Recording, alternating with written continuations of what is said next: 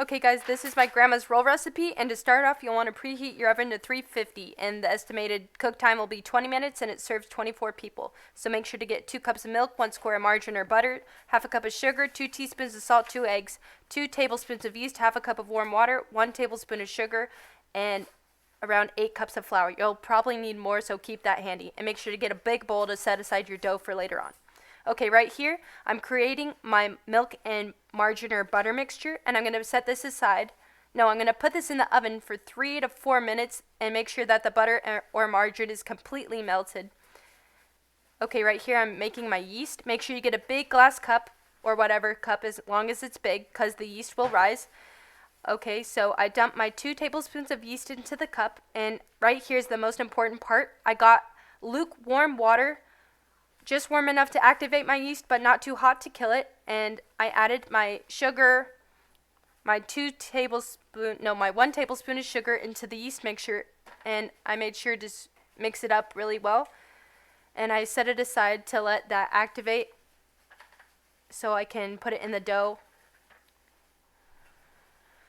for later on.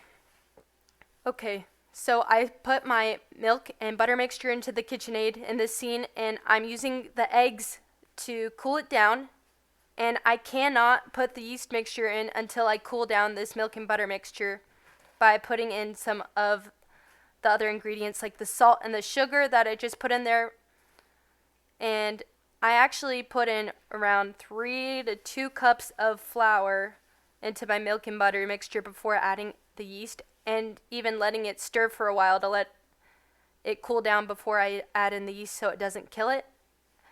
And I make sure to continuously scrape the sides and the bottom of the dough to help get all the clumps out of the bottom of my KitchenAid, and make sure that that dough is getting thoroughly mixed and no little clots of flour are stuck to the bottom of my bowl. I think I've added around 3 cups before I added in the yeast, but I don't know if you caught that, but I added in the yeast after making sure it was just warm enough it wouldn't kill it.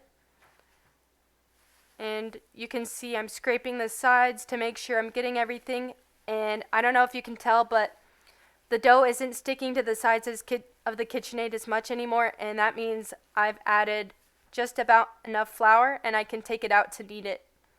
So make sure you have a clean surface and dump a little bit of flour onto your countertop so you can knead the bread.